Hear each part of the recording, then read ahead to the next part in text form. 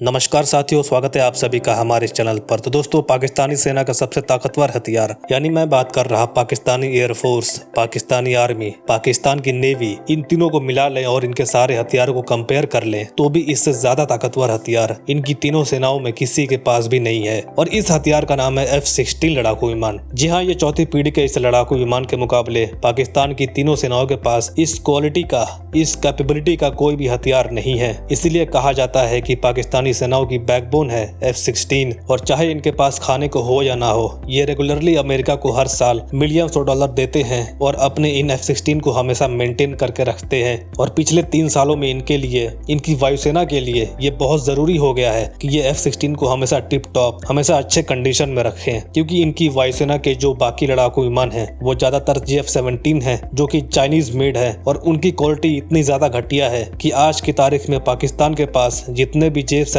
है उसमें 60 to 70% grounded है, यानी कि वो उड़ने की स्थिति में बिल्कुल भी नहीं है। लेकिन आज मैं आपको इन F-16 की खबरों को क्यों बता रहा, तो इसका कारण ये है कि आप खुद अपने स्क्रीन पर देख सकते हैं। पाकिस्तान से और तमाम मीडिया से ये खबर निकल कर आई है कि पाकिस्तानी वायुसेना के मेजोरिटी ऑफ F-16 लड़ाकू विमान ग्राउंडेड हो चुके हैं, उड़ने की स्थिति में वो बिल्कुल भी नहीं है। और उसका कारण है पिछले कुछ महीनों से मेंटेन ना हो पाना। जी हाँ, दरअसल F-16 फाइटर जेट वैसे तो बहुत रिलायबल है, लेकिन कोई भी मशीनरी कितनी भी रिलायबल हो, उसमें कुछ ना कुछ टूट फुट होता ही रहता है। ऐसे में आपको स्पेयर पार्ट्स चाहिए होती है, रेगुलर मेंटेन, रेगुलर सर्विसिंग चाहिए होती है। लेकिन पिछले कुछ महीनों से पाकिस्तानी वायुसेना अफोर्ड नहीं कर पा रही है अपने इन F-16 को मेंटेन करना, क्योंकि फंड की इतनी ज्यादा कमी हो रही है और बिना पैसे के अमेरिका कुछ भी नहीं करता है। इतना ही नहीं बताया तो ये भी जा रहा है कि अब पाकिस्तानी वायुसेना के आधे से ज्यादा F-16 ग्राउंडेड हो चुके हैं, उड़ने की स्थिति में वो बिल्कुल भी नहीं है। लेकिन बाकी के जो आधे हैं उन्हें पाकिस्तान जानबूझकर नहीं उड़ा रहा है,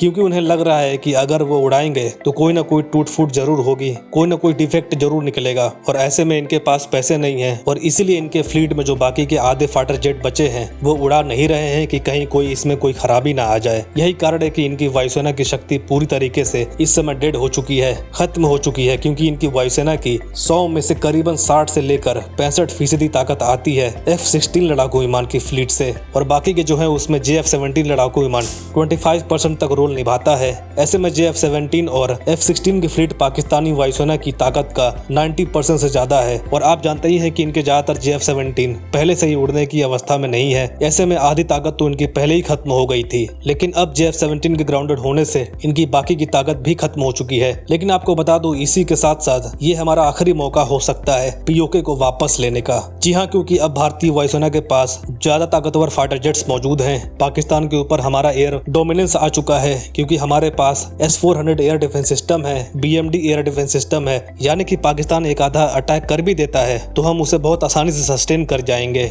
यहाँ तक कि उनके परमाणु मिसाइलों को भी हम आसानी से तबाह कर सकते हैं। इसके अलावा अटैक करने के लिए हमारे पास शानदार लड़ाकू विमान की फ्लीट है। ऐसे में अगर हम POK को लेना चाहें तो ये बेस्ट मौका है, क्योंकि 4 साल के बाद क्या होगा आप जानते भी नहीं है। दरअसल 4 सालों के बाद पाकिस्तानी वायुसेना के पास 2 टाइप के स्टेल्थ फाइटर जेट आ सकते हैं। पहला होगा चीन का J-31 स्टेल्थ फाइटर जेट और दूसरा होगा तुर्की का कान स्टेल्थ फाइटर जेट, जो 2028 या 2029 तक पाकिस्तान को ये मिलने शुरू हो जाएंगे। और यहाँ पाकिस्तान को पैसों की भी टेंशन नहीं होगी, क्योंकि ये दोनों देश ऐसे हैं जो पाकिस्तान को लोन पर ये फाइटर जेट दे सकते हैं। और अगर ये फाइटर जेट्स पाकिस्तान के पास आते हैं तो ये ना सिर्फ S-400 की सुरक्षा को चैलेंज करेंगे, बल्कि हमारे डिफेंस मैकेनिज्म को भी, मतलब हमारे देश पर हमला होने से जो हमने रणनीति बनाई है ये उसे भी चैलेंज करेंगे। और साथ ही हमारे ऊपर एयर डोमिनेंस भी कायम कर सकते हैं, क्योंकि 2028 तक हमारी वायुसेना में ऐसा कोई भी फाइटर जेट नहीं रहने वाला है जो स्टेल्थ लड़ाकू विमान को टक्कर दे सके। तो दोस्तों, आपको क्या लगता है, क्या यही सही मौका है हमें POK को कब्जाने का? कमेंट्स में जरूर बताएं और जाने से पहले